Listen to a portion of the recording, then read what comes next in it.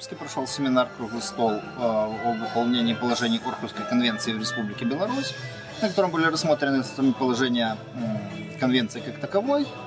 Она предусматривает ряд прав общественности, то есть право на доступ к экологической информации, право общественности на участие в принятии экологически значимых решений и также право на доступ к правосудию по этим вопросам, если вот то или иное право является нарушенным.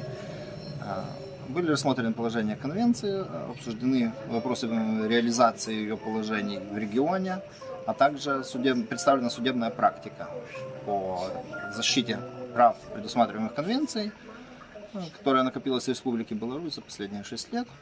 Собственно, потому что первое дело попало в суд в 2010 году. Вот, практика насчитывает 31 дело, и примерно 50/50 касается как доступа к экологической информации, так и вопроса участия общественности. Ситуация с доступом к экологической информации в последнее время несколько улучшилась, то есть стало меньше исков, в то время как увеличивается доля исков по вопросам участия общественности, то есть предоставлением материалов на проведение общественной экологической экспертизы, иски о запрете той или иной деятельности, которая осуществляется с нарушением природоохранного законодательства.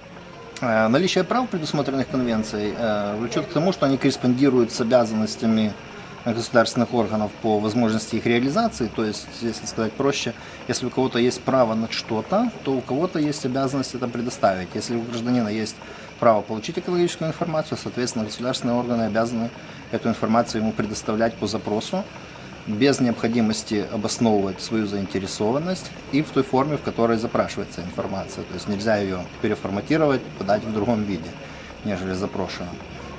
За некоторым исключением, которое предусмотрено также законодательством. Плюс и конвенцией, и национальным законодательством предусмотрено право общественности на участие в принятии экологически значимых решений. То есть это не означает, что решение принимает общественность, но закреплено законодательно обязанность государства создать возможность общественности принять участие в принятии этого решения, то есть проведение общественных обсуждений, принятие замечаний и предложений от общественности и обязательный их учет при принятии окончательного решения.